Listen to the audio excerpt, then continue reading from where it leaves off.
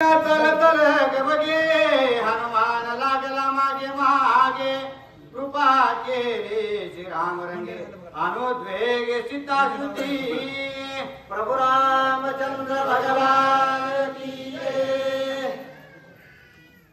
या ठिकाणी राजा रावणाच्या चरित्रावर शंका आणणारा हा अध्याय आहे। हा अध्याय ऐकल्यानंतर सर्वजणाला वाटतं राजा रावण दुष्ट आहे, वाईट आहे, नालायक आहे, सगळ्यालाच वाटतं। मग मला सांगा सीता असणारी कोण आहे? भक्ती। राजा रावण सीतेला सोडू नका म्हणतो म्हणजे भक्ती सोडू नका। किती जणांना सांगितलं त्याला?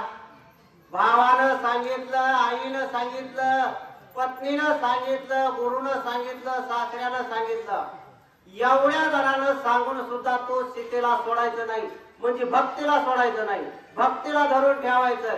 स्वतःच धरून ठेवतो, परंतु तो ज्या दोन दूतिका पाठवलेल्या आहेत शर्मा आणि त्रिजटा, यांना सीतेविषयी आवड आहे म्हणजे त्यांना सुद्धा भक्तीविषयी आवड असल्यामुळे राजा रावण काय म्हणतो, कोणी जरी सांगितलं तरी तुम्ही त्या भक्तीला सोडायचं नाही। राजा रावण भक्तीला सोडायचं नाही म्हणतो, मग तो नालायक आहे का? मग एवढा त्याच्याविषयी शंका, त्याच्याविषयी मनामध्ये द्वेष आणण्याचं कारण काय? मला असंच एक जणांना विचारलं, राजा रावण इतका दुष्ट होता, वाईट होता, तुम्ही रामायणामध्ये लय ओरडू हाबक सांगता, मग ज्यावेळी रामाने रावणाला मारलं त्यावेळी तुम्हीच पुन्हा सांगता रामाने रावणाला मोक्ष दिला। एवढा वाईट असताना त्याने मोक्ष का दिला? तर त्याचं कारण आहे आजचा अध्याय। या अध्यायामध्ये असं सांगितलेलं आहे की कुणी किती जरी काही म्हणलं तरी राजा रावण त्या भक्तीला सोडण्यासाठी तयार नाही। त्यानं भक्ती आपल्या जवळ ठेवलेली आहे। मागे काही ओव्याही होऊन गेल्या। त्रिकाळ म्हणजे स्वप्न सुसुप्ती अवस्थेमध्ये सुद्धा राजा रावण त्या भक्तीचं चिंतन करीत होता, सीतेचं म्हणजे भक्तीचं चिंतन करीत होता। हनुमान जरी लंकेमध्ये सीतेचा शोध करण्यासाठी गेलेला असला तरी आजपर्यंतच्या अध्यायामध्ये सीता म्हणजे भक्ती आहे आणि भक्तीचा शोध घेण्यासाठी हनुमंतराय लंकेमध्ये फिरलेले आहेत। सगळीकडे त्याने त्या भक्ती मातेचा शोध केला, परंतु आपण ज्या दुष्ट आणि वाईट रावणाला नाव ठेवतो त्या रावणापाशी त्या भक्तीचा शोध लागलेला आहे। राजा रावण मग एवढा भक्तीविषयी आकर्षित झालेला होता, तर मग त्याला वाईट म्हणण्याचं कारण का?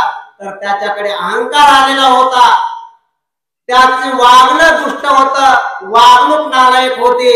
आपल्या सारख्याला त्याला नालायक म्हणायला लाज वाटते। ज्याच्या आईच्या शब्दासाठी त्यानं शंकराचं आत्मलिंग आणलं त्याला मी वाईट म्हणतो आणि माझ्या आईला म्हातारी म्हणतो, म्हणजे मी राजा रावणाला नाव ठेवण्याच्या लायकीचं नाही, परंतु त्याचं वर्तन नालायक असल्यामुळे, त्याची वागणूक दुष्ट असल्यामुळे तो नालायक ठरला गेला। त्याच्यापेक्षा आपल्याकडे कितीतरी लोक नालायक वागतात। ज्या रावणानं कधी दारू प्यायल्याचा उल्लेख नाही, ज्या रावणानं कधी मांस खाल्ल्याचा उल्लेख नाही, सतत तो आपल्या कुलदेवतेच्या म्हणजे भगवान शंकराच्या भक्तीमध्ये रममान आहे। एवढं सगळं करून सुद्धा नुसतं त्याचं वागणं नालायक आणि परस्त्री माते समान न मागणं हाच त्याचा दोष आहे। आणि हा दोष असताना सुद्धा तो भक्ती मातेला सोडायला तयार नाही। एवढ्या जणांना विनवण्या केल्या, एवढ्या जणांना सांगितलं तरी त्या दोन दूतिका आहेत शर्मा आणि त्रिजटा, त्यांना तो सांगू लागलेला आहे की कुणी किती काही सांगितलं, कुणी काही जरी म्हणलं, स्वतः जरी त्या ठिकाणी येऊन उभे राहिले तरी सुद्धा तुम्ही सीतेला सोडायचं नाही। अशा प्रकारे त्या भक्तीला धरून ठेवण्याचं कार्य राजा रावणाने केलेलं आहे। दूतिका सवेग चालता ते उल्हास हनुमंता, कृपा केली श्री रघुनाथा भेटली सीता नायासे। एवढ्या दिवस हनुमंतराय फिरलेले आहेत, एक महिन्याचा उपवास घडला, लंकेमध्ये जाऊन सुद्धा 3 दिवस सुद्धा शोध केले, परंतु राजा रावणाकडे गेल्यानंतर त्या सीतेचा शोध हनुमंतरायाला लागला। ज्या कामासाठी, ज्या कार्यासाठी एवढा खटाटोप केला, एवढं कष्ट केलं, 400 कोसाचा समुद्र ओलांडण्याचं कार्य केलं, ते कार्य आज हनुमंतरायाचं सफल झालेलं आहे। एवढं मोठं हाती घेतलेलं कार्य जर यशस्वी झालं असेल तर हनुमंतरायाला किती आनंद झाला असेल, किती मनामध्ये किती उल्हास आलेला असेल, त्या आनंदाची गंती नाही. आता हनुमंतरायाला वाटू लागलेला आहे की सीता मातेचा तर शोध लागलेलाच आहे, परंतु या ज्या असणाऱ्या दूतिका आहेत यांच्या साह्यानं आपल्याला सीता मातेची भेट होणार आहे.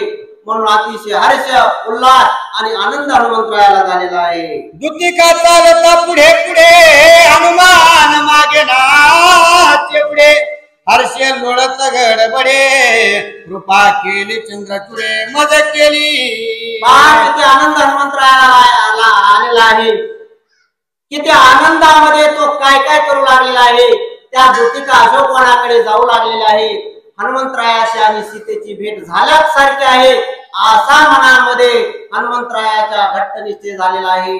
आणि त्या आनंदाच्या भरामध्ये हनुमंतराय उड्या मारू लागलेले आहेत, नाचू लागलेले आहेत आणि स्वतःला शाबासकी देऊ लागलेले आहेत. वाह हन्ना, शाबास, लय भारी काम केलं, तुझ्यासारखा यशस्वी कोणीच नाही हन्ना, सगळ्यात श्रेष्ठ असणारं काम तो केलं असं म्हणून हनुमंतराय त्या ठिकाणी नाचू लागलेले आहेत, उड्या मारू लागलेले आहेत, मातीमध्ये गडबडा रोडू लागले, पुन्हा उठू लागले आणि त्या दूतिकाच्या पाठीमागे हळूहळू जाऊ लागलेले आहेत. आपापल्या दावी वाकुली आपणा करी गुदगुली, सीता माझीने जमावली ती भेटली अनायासे. काय आनंद झाला हनुमंतरायाला, काय करावं आणि काय नको हे कळेल असं झालेलं आहे.